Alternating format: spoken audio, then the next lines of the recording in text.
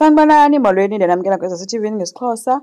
UPhakamani ke uye wabashiya ke uGcina noNeli ngoba ebona into bakho nto azayithetha yena ngoba akazi noba ba-close kangakanani, so umshiye bazitupela ke uGcina. UNeli ke ukhuze uGcina into yoba uyenza kanjani le nto kwi-brother kaVusi and nokwenza uyenza apha endlini yakwaDlamini. Abe sesithi ke uGcina ke uyazazi burongo and uyaxolisa ucela into yoba le nto angayithetha nakomnye umntu, naye le nto kuyenziswe kukuba edikwe nguVusi. Akho nto imdikileyo ke nguVusi because akuxatyenwanga, qha ke ngulo ufuna uphusha into edibanisene nokwebiwa kwemali, kodwa uVusi hayi akenzanga nto this time. So uNeli ke uye wathi okay ke wamshiya kanjalo ke ngelithembisayo into yoba ke akazuyithetha nakomnye ke umntu. Uvele phi yena ke guys kuloo mngqangqo wakhe ke naloo moto ibisime eca kwakhe. Bathe sebesithi bayaya ke abantu beqala babethi bazambamba kwathi gqimfana thizeni obakhwaze babuza uba yeyi sukani apha kwenzeka nenzani apha ningobani nina. Basuke ke bathi ke bayawuhlala isinda ke le ntombazana, kanti nguSangweni ke guys esibona uba into yoba uqhweshile ke phaa kwesaa Stoutt School sakhe ke ubuyile uphethe ibhotile kopho ecala bezobagwaza bathi shu abafana aba.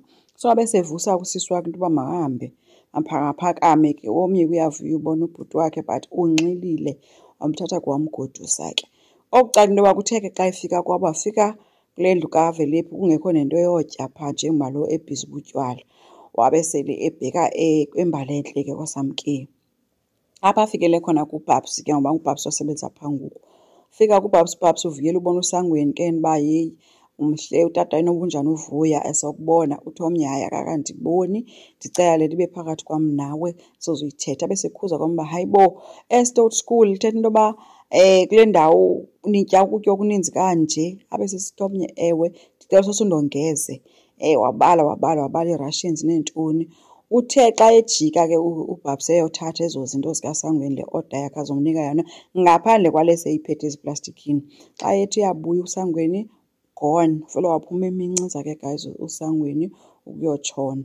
So ngaloo mzuzu ke umkhuthuzile ke ngoku ke lo mntana uBabs.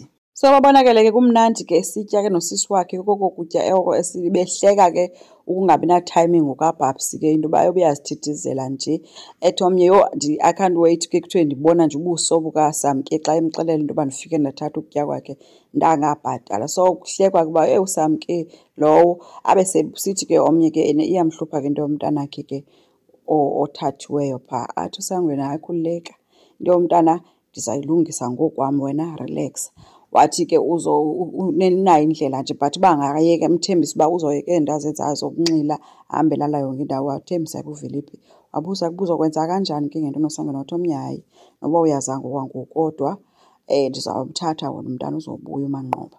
So into ayenzileyo ke guys uSangweni caba ke uye wadicide into yoba makagoduke ke aye kowabo. Xa pha afike khona uthe ka efika wafikela kuSamke ehleli noVuma. uVuma ke bevuyela ukubona unyana wakhe ke yena ke and embona emhle eklini xa enobhaka ephethe neBhayibhile esandleni kunyana. Ethi utshintshile nje ininzi into abayifundisiweyo phaa yena. uSamke uthe ke yena hayi okay ke ngoku imali le yam uzoyibhatala nini because kaloku wena uthathe into ukutya kwam phaa ungabhatelanga. uVuma ungenelele kuqala ke into yoba no uzawuyibhatala vele utshintshile uSangweni.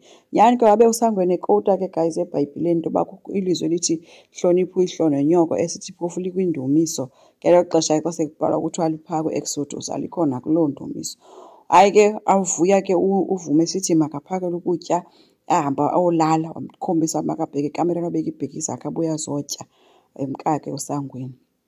So ke bathi besahle caba ke bebebize uBabs uba makabuye azobagadela ke uManqoba ngoba bathi badiniwe abalali ebusuku, bona badala ngoku sebefuna umntu ongakagadela umntana. Andithi kaloku uSamke uqale into ebengakade engayenzi because lo mntana bekohoywa ngunina yintona ngoba ulwa noVelephi. Hayi ke uthe ke uSamke lo mntana xa ethi ubheke erumini ke eyojonga ke uManqoba uBabs. Afika uManqoba akekho kube sekubuza uba uphi ke yena uSangweni.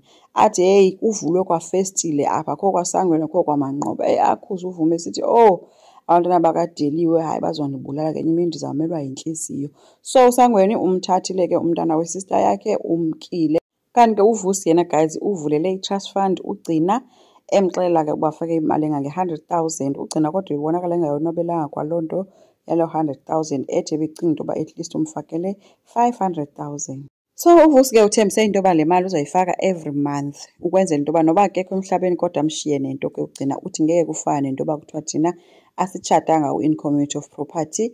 Wabemcela-ke into yoba ngicela siyiyeke ke leya into ye-pensions zabantu, siyiyeke nje kanje siqhubeke nale. Ugcina-ke guys ukhombise ngathi-ke uyavuya wakhisa umyeni wakhe esithi-ke andikudizevi noko. So kuye kwafika uNeil-ke guys ebazisela ijuice. uNeil bemjonge elali ihloka elibi-ke ugcina elikhombisayo into yoba le nto yenzayo irongo. Wabashiya kanjalo-ke. Asazi-ke guys izohamba iyamphelelaphi-ke into kaGcina noVusi. Enkosi ngicela siqhubeke subscribe, silike, singakhomenta futhi. Bye.